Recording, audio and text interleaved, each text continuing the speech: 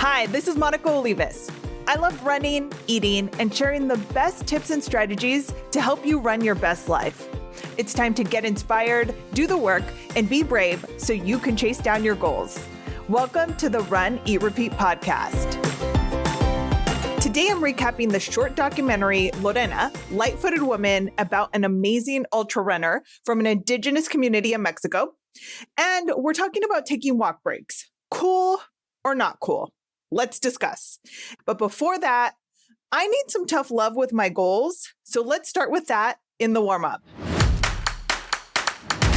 Before we start talking about goals, I wanted to let you know that this month's calendar is up now on runnyrepeat.com. It's a workout calendar to help you stay active and accountable right now.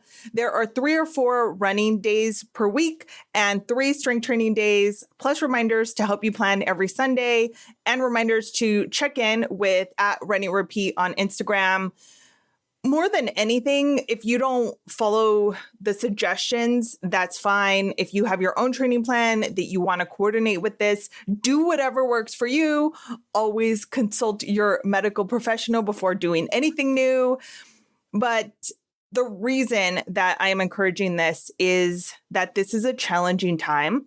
And if you want to stay motivated and accountable, you have to show up for yourself, especially right now. No one is going to do the work for you. And that is kind of the theme of the warm-up and of my goal talk today, because I just had this kind of wake-up call, tough love moment as I was running yesterday. And I wanted to pass this along and share it because it's hard to navigate. If you have goals that you want to chase down this year, whether it's a running goal, fitness goal, education goal, financial, whatever it is, if you still want to move forward toward your goals that you set at the beginning of this year or potentially new goals, it's up to you. And you have to potentially reevaluate what your goals are or what they had been before this whole COVID-19 thing started, and what you can do realistically to still push yourself and to do things that make you proud of yourself. I mean, in the face of these obstacles, the legitimate health and financial hardship obstacles for sure, and also just the obstacles of running with the mask, if that's required where you are, or not being able to run places, not being able to run with your buddy or a running group, meet with the coach, races have been canceled. It's so discouraging. And I just want to encourage you to connect with each other online. And like I said, when you tag @runnyrepeat or use the hashtag #runnyrepeat, there are tons of people from all over the world that are updating and sharing their workouts. And I love that because I think it's now more important than ever. I've always loved it. I've always thought that Runny Repeat people, everyone that is reading, listening, following, we have this cool thing in common. And I feel like we kind of have the same attitude about it a lot of times. So I just really enjoy seeing what everyone else is doing. I always think it's super inspiring. It's a great reminder to each other of like, hey, don't focus on what you can't do. And this is something that I have said in previous episodes. Focus on what you can do. And I just kind of had, like I said, I was running yesterday and realizing that I don't want to give up completely on this year. I don't want to call it a loss and just be like, well, we'll see. At the same time, there are goals that I set at the beginning of the year that I am just not going to be able to do because of the realities of the situation. Like one, for example, being kind. I don't think I can do that given the reality of the situation. Just kidding. I heard you're not supposed to laugh at your own jokes. So when I laugh at my own jokes, that's something that I'm thinking about. But when I was running yesterday, it felt really good. I was actually having a really amazing run. It felt like everything was clicking finally, and it hasn't been in a while. And I just thought, I still want to see what I can do this year. I want to see what I can do with running. And it reminded me that I had made quite the list of goals. And I hadn't really, at the beginning of every month, I like to check in with my goals. I rewrite them down somewhere and look at them and just like get honest with myself if I have even touched or worked towards taking the slightest step towards a goal, or if I need to potentially focus on one or another one. I can change my mind. I can reprioritize things. But I just really had this moment of you need to go through your list of goals, figure out what is important and what is doable. And I just wanted to kind of share that with you because I feel like we have stopped talking about goals. And a lot of times, as people that are interested in health and fitness and running specifically, we're talking about goals a lot, especially athletic goals that potentially people that are just living their lives without this endurance sport habit, hobby, addiction, whatever you want to call it, they're not talking about, right? And that has stopped because we can't. Races, there aren't races. There aren't, training groups meeting up. And that's super discouraging, but it gives us the opportunity. And like I said, I don't want to call this year an entire loss, but there might be goals that are a no-go for this year. And I've just been thinking about that. A couple of questions to ask myself when I'm looking at my goals and figuring out what I can do this year, what I still really want to do, what is realistic to do given the situation. First, ask yourself, is your goal literally not doable? It is not something you can accomplish because the goal day passed. If you really wanted to run Boston 2020 on that date because that was a special date, or another race, right? It was this, you were going to run with your running buddy on the anniversary of your first running meetup together. That date has passed. Something was canceled. You were unable to train for it safely. Something else happened health-wise with you where you're pregnant, you have a surgery, there's some other, you're moving somewhere where running is outlawed. I don't know your life. If it is literally not doable and there's no workaround, that sucks. It sucks. And you have every right to be mad, sad, confused, dizzy, go through all the emotions and process it. Because I feel like in the past, when I have trained for a full marathon and really thought, I'm going to show up, I'm going to do this, or I've really been clicking like my running has been improving because I've been running with someone, and then suddenly that were to stop, it would really suck. And I think it's okay to just acknowledge that it sucks and then let it go, move forward, take your time if you need to, talk to a therapist, talk to a friend, talk to your dog, talk to all of them at the same time, set up a Zoom call with all of them. I really, if you do that, would love a screenshot just for my personal happiness. If your dog was on a headset talking on Zoom, make me very happy. But take the time that you need and then decide what is next. If you were going to try and chase down that goal next year or a next race or some other option, because there comes a point where worrying about what didn't happen, what you can't do, what happened in the past is not going to serve you. So if it is a complete no-go, again, that sucks. And I'm not being dismissive, but okay, now what? If that's not the case, or potentially if it is, you can ask yourself, can you adjust your goal? If you wanted to run one half marathon every month this year, okay, So you're not going to be able to do that because some races were completely canceled. Could you still run 13.1 miles every month solo, run 2 on a certain month? Just realize that those months you get a free pass, give yourself a pass and run a 1 half marathon every month for when the time comes that races are back up and running. Up and running. Just keep training and focus on training hard right now so that your next half marathon, you run the crap out of it and maybe train for a PR or something.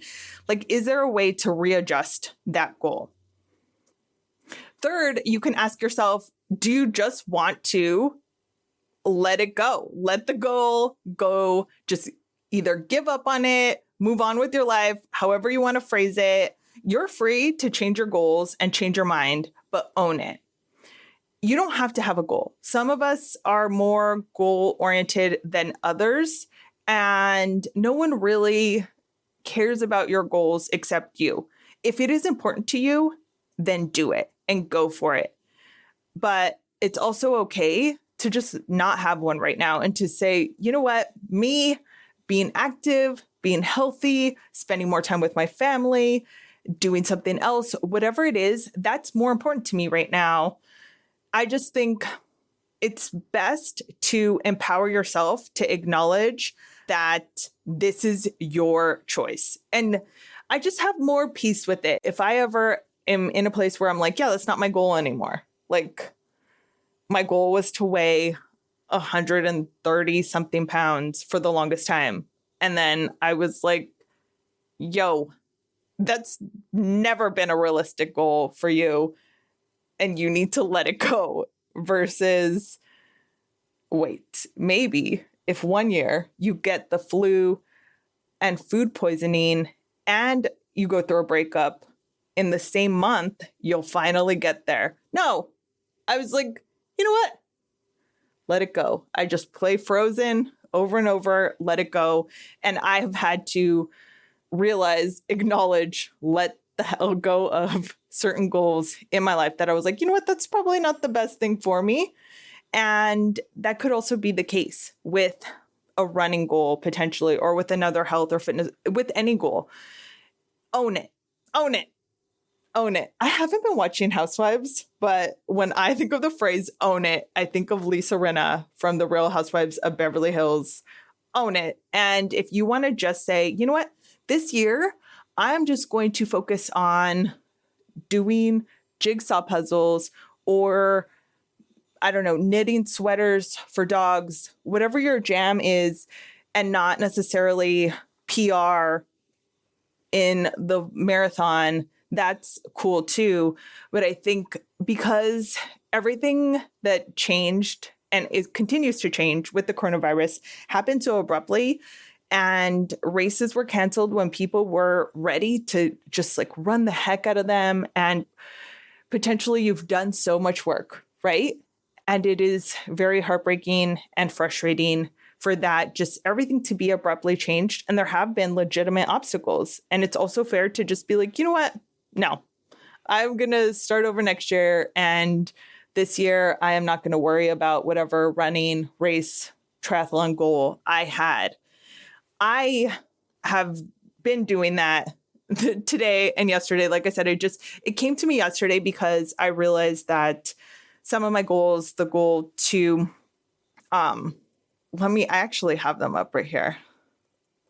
Oh, I have been rocking. Look at this though. Spend quality time with a friend or family member 1 time a week. That was my goal. That was one of my goals because I had before lived an hour away from my family. It like weighed very heavy on me. And I just thought every time I spent quality time with someone, with my nieces, with my mom, with my little brother, I felt so much better. And I was like, I'm going to make that a goal this year. I put it on the list. I have been spending quality time every single day with them, not just once a week, because I'm now living in my parents' back house, close proximity to everyone else. So there's that.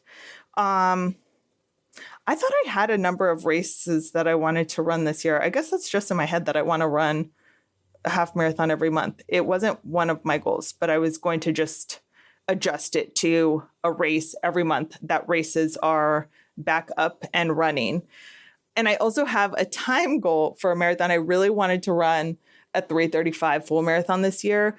It has been very challenging to train, given everything that's going on, given the fact that running paths have been closed. So I've had to just find neighborhoods to run in, or I've run around neighborhoods where I am. And it's, like I said, it's not runner friendly. There are dogs potentially out that go to chase you. There's a lot of cars. There are places where there's no sidewalks. You just have to run in the street. And obviously, I'm really trying to be safe. It's not helpful to say I trained my heart out and then, something bad happened, get in an accident or something. I'm trying to be very safe and very mindful and do my best. Oh, actually, that's where I was going with this.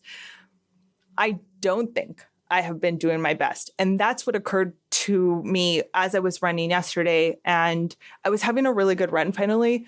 And I just realized that more than any of my list of goals that I have for this year, my big goal, my big theme, the big thing that I want to keep in mind every single day, in every interaction, in everything I do, in everyone I interact with, in every run that I am going on, do your best.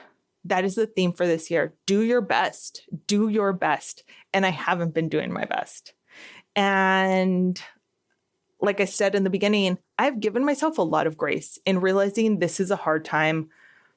And there's a lot of stress. There are a lot of actual physical obstacles of roadblocks and places taped off with caution tape. You can't run here. You can't go there. You have to potentially wear a mask.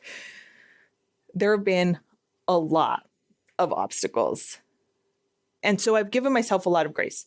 And now I think I am getting more used to this new reality that I'm running in. And I realized I am not doing my best. That I have, at this point, the grace has turned into not phoning it in, but just like not doing the work. It's hard work. It's hard work to run a marathon. It's hard work to run a half marathon. And it's even harder work to PR, to run a strong race, to get faster, to really have a race where you cross the finish line and you feel freaking great, where you're smiling, you're not hurting. That is hard. That is hard work. It takes a ton of hard work to train for a race. And I just realized, okay, giving yourself a lot of grace, Monica. Now, and don't worry, I don't talk to myself in the third person. I kind of wish that I did, though, because I think that would be very funny. But I have given myself a lot of grace. And now I am just like tough love city and looking at these goals. If it's something I'm not going to be able to do this year, I'm going to take it off the list and focus on the things I can do. And I might not potentially be able to chase down a PR marathon because I am someone that gets very nervous and I need shakeout races. And I probably need extra confidence building races this year because I just feel like I have been through a lot of like mental setbacks with everything. And I am super, super not confident. At the same time, I'm going to try it. I'm going to go for it. I'm going to try my best. And I think that acknowledging that versus making the excuses because it's a hard situation. It's a unique situation that none of us could have planned for or saw when we were writing down our goals for this year. But if you have a running goal, I just wanted to ask you, are you doing your best? And if you are, like, hopefully you can be at peace with that, because I know if I am doing my best, like I'm not naturally athletically gifted, but if I know that I am doing my best, I'm doing the work, I'm showing the heck up. And at the end of the day, at the end of the race, whether you win, lose, or collapse on the finish line, you can say, I did my best. Then you have to be at peace with that. And so that's kind of where my brain is right now with everything. But yeah, let me know your thoughts on that. I wish we could go for a run and talk about it. Hopefully you're running right now and like really doing your best. Now, let's get into the main event. I am so excited to talk about Lorena Light Footed Woman. It's a short documentary. You can watch it on Netflix, and it popped up in my queue recently. I was all over this. I shared it on Insta stories. I said, if this is your jam, also watch it so that we can talk about it. And I've given it some time. Now let's discuss. Just a heads up though, there isn't going to be spoilers. It's not that kind of documentary. There's no suspense aspect to it. It's not like, oh, and then there was like some character arc in the story, or you'll never think this. It's not that. It is literally documenting her little life. Her is Lorena Ramirez. She's a 22-year-old living in the mountains of Chihuahua, Mexico. She's a part of the Tarahumara indigenous community in a very rural part of the country. I also do want to acknowledge that I realize I'm very Giada, from the Food Network, how there are certain words when she's cooking that she says super Italian. But the rest of how she's talking is not with any sort of accent. I can't not say Tarahumara like that, but I'll still just say Mexico. Like, it's not like I'm saying Mexico. I know. I hope that's not a deal breaker for you. Deal breaker, ladies. Okay, moving on. If you're not familiar, the Tarahumara are the best long distance runners in the world. They are legendary. They are the basis of the book Born to Run. If you have not read or listened to Born to Run, I highly recommend it. But these people have lived in these rural parts of Mexico. It's the Copper Canyon, very challenging terrain. I think they've likened it to kind of like the Grand Canyon. And they get around going to other communities, going to the store, going to school, hunting for their food through persistence hunting on foot. So they will walk or run everywhere. And that's kind of what is acknowledged in how Lorena and her family, why they are so awesome at long distance running. This documentary focuses primarily on her. It does mention, though, that her dad is a very accomplished ultra runner as well.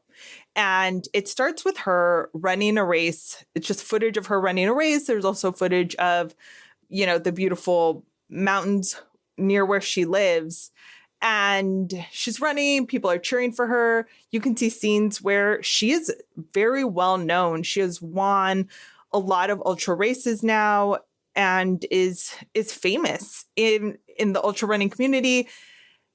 And it's this very cute and just like, I love it, kind of combination of people wanting to take pictures with her seeming so just like not uninterested in a bad way, but just like living her like, what? I run a lot and I run fast. And the first thing that you hear her say is, I don't think about anything. It feels good to strive towards a goal. And I actually wrote that down because I was like, I love that. And they don't even really say what the producers asked her. Obviously it is like, what do you think about while you're running? Which is a question that I think long distance runners sometimes get, like, what do you think about? How do you run so long? And it's like nothing. She just feels good striving towards a goal.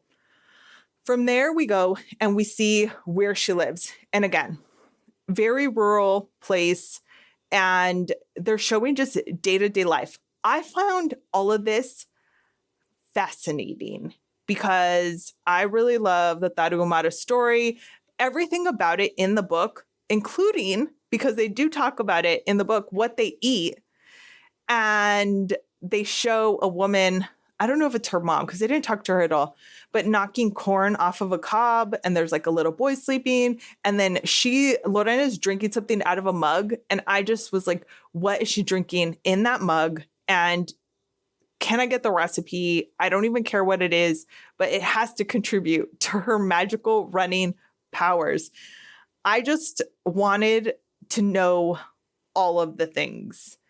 And for the most part, I guess my only criticism of this would be, as a runner, I wanted to know more about, like, what is she doing day to day? Is she just super that active and not training for races at all? Because that's kind of insinuated in articles that I've seen about this. What is she eating? What does she do, if anything, for recovery? And more details about her gear before we get to the gear, though. So like I said, her dad is a very talented ultra runner, and she seems to have his talent. He described her, and I thought this was really cute, as a deer. He's like, she's like a deer because she's very quiet. She's just quiet, looking around, won't really talk, and then suddenly darts off. And that is a very endearing way to put it. Also, later in the movie, he says it doesn't matter. She doesn't have to win. I think they were kind of asking him, and I just realized right now that I have to guess what they're asking them because they don't record what the producer's question actually is. He's just like, no, it's nice if she wins because of the money, because she wins prize money. And she says that as well. But it's not always possible. Like, their attitude about it seems very genuine. And like, definitely, it's like they realize that they are talented and it feels good to win. Like, her first quote is like, it feels good to strive towards a goal. But at the same time, I mean, this is some hard stuff. Like, even though she makes it look easy, it's very, very challenging. There's a couple of parts where she's sitting with her brother and he's kind of talking for her. Like, he's asking her questions and just kind of seeing if she will agree or disagree with them. And he shares that she didn't go to school, that basically the girls in their family, because they have other siblings, the boys all went to school. The school was like a 5-hour walk or something. And the girls wouldn't go because it was so far, and they had to stay home and help with the animals. And they also mention, in addition to the 5-hour walk to school, that it's always been a really long walk if they wanted to go to the store. And they realized if they ran, they would get there faster. So they did. And there you go. I love that because it seems so simple. It seems like I really relate to this because I walked for a long time. Like, I really just started running through walking. I just would walk because I thought it was good exercise. I wanted to lose weight. I wanted to get healthy, and I got bored. And it's also kind of very Forrest Gump, right? Like, I just felt like running. So I really love this kind of natural way that they describe like why and how they run. The movie shows her in different racing scenarios, and they don't really, though, say what race it is, what place she's in, because there are some races where she's just starting the race, and other ones where she's mid-race and crossing the finish line. One of them, I didn't even realize that she had won until the way people are congratulating her. So I feel like on that end, again, as a runner, like, if you're just watching this documentary because it's just you like documentaries and this seems like an interesting story, I think it would be okay. But as a runner, I wanted more of, wait, what race is this? Is she in first place right now? What is going on? Where's the next person? No one else looks like they are in sight. I thought all of that, that's part of what made me so excited about it, is I wanted a documentary of her running and running these races.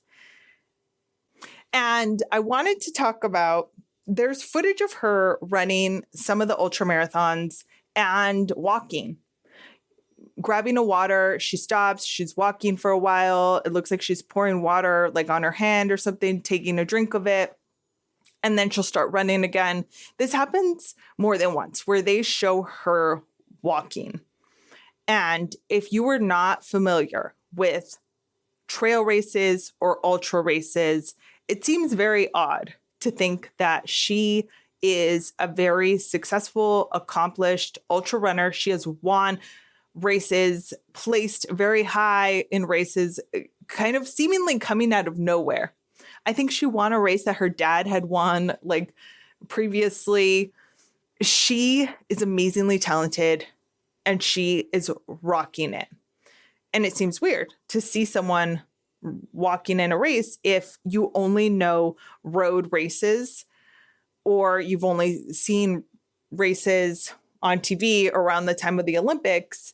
In ultra running, often they are trail races.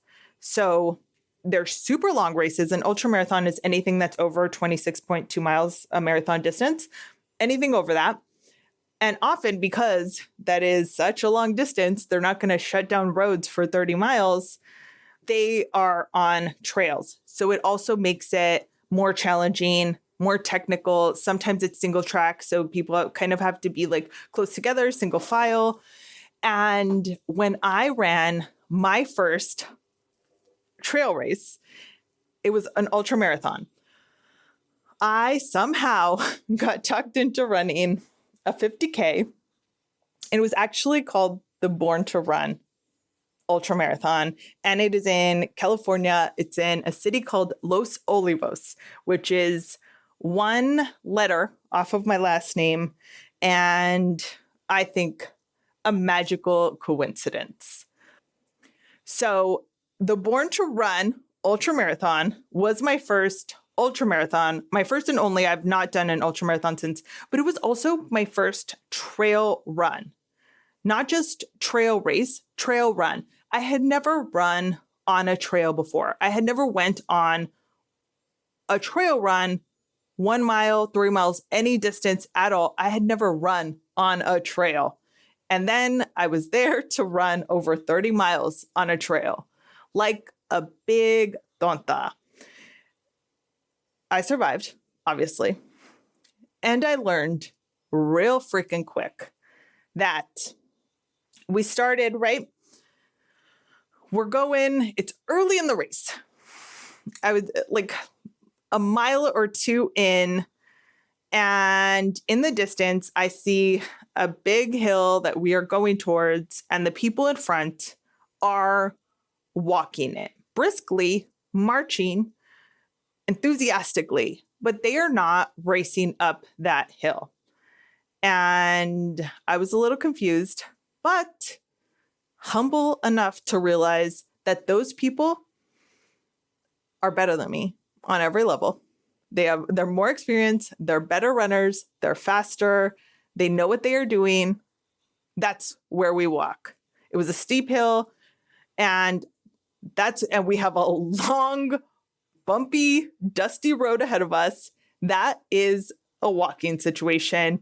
And just like that, it was like, okay, like this is what you have to do in an ultra race or a trail race. Like it's just standard practice.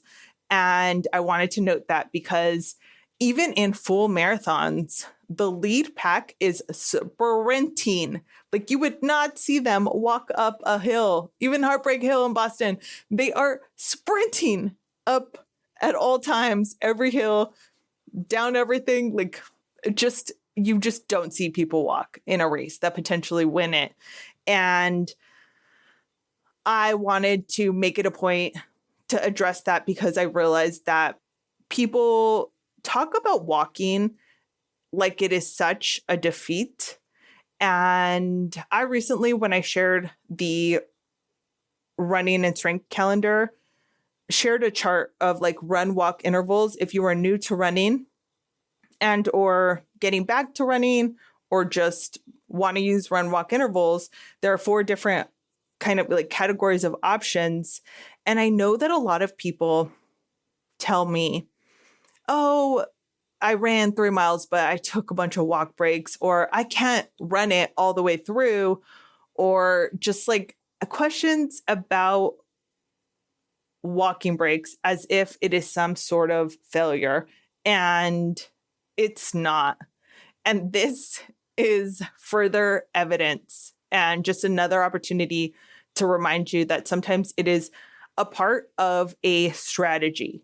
And if you know that you have a very long road ahead, a very technical path that you are trying to navigate, or your base, your cardio base isn't strong enough to take you for a complete 30 minutes or however long your run is without taking a walk break, then plan it into the workout instead of seeing it as a defeat, and be smart about it. And that's part of why the run walk strategy is a strategy. If you plan it into your workout from the very beginning, or if something is this steep or is this technical of a trail, whatever it is, like every body is different. So whatever works for you, do it. And if potentially you need to plan walking breaks, if there's like a crazy hill in your neighborhood or on a route that you're running, or some very messed up gravel potholes, whatever it is, be smart, be strategic, and set yourself up for success. Plan it out, be smart about it, so that at the end of your workout, at the end of your run, you don't feel like, but I walked. You feel like I crushed that workout, no matter how you have to run, walk, whatever, hop, skip, jump, roll. Just when you are smart about planning out your training and your running and you're self-aware, I think that it's just a good opportunity to set yourself up for success. So that is my little rant about walking. Also, what made me very happy is she's wearing a neck gaiter, which is something I have been talking about so much lately with the coronavirus situation. I think I first got my neck gaiter at that trail race that I did. It was the first one that I ever had. I feel like either someone gave it to me or it came in a swag bag. I do not know. But I was wearing them a lot over the winter recently, and then continued to wear them and realized that it could work as a face mask if you needed to wear one while running. And I actually did a video about it. I'll put a link in the show notes. But I found her gear very interesting. She wears traditional dresses. So she's full on wearing like a skirt or a dress and sandals in most of these races. But it's like a funny little combination of things, because I also think I saw her with a smartphone in her hand at one point at one of the races, and she was wearing a camelback at another race, but she's still like in the traditional dress and like in the sandals, and they pan across and show like everyone in their running shoes and then her in her sandals at one of the starts of the races. And she's opening up a box of gear at some point. Companies probably are just like sending her stuff. And she opens up a box of running shoes and she looks at them.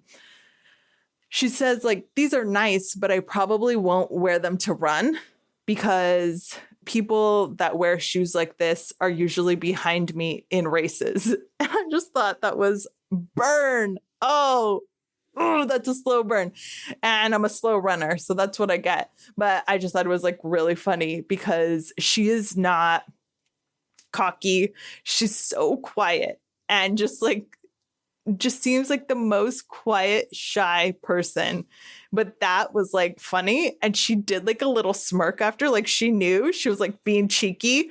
And just, I'm obsessed with her. So I suggest if you haven't seen it, you watch it on Netflix. I felt like it was super inspiring, even though it was not enough. Like when I realized it was only like under half an hour, I was disappointed because I was ready to just like hang out with her and with this documentary for 3 hours plus. I was hoping it was a series. Like I hope we were going to see like an entire racing season. But if nothing else, I really super recommend it. And it just reignites my little happiness about running, long distance running, the Tarahumara people, ultra running, all things running. I'm a fan. Now, to quickly recap the top 3 from today. Number 1, you can see the strength workouts and check in with your workout for today at Running Repeat on Instagram. You can get the May calendar on runningrepeat.com right now. Print it out, use it, follow it along. But I really encourage you to stay accountable and stay motivated. 2, it's okay to walk.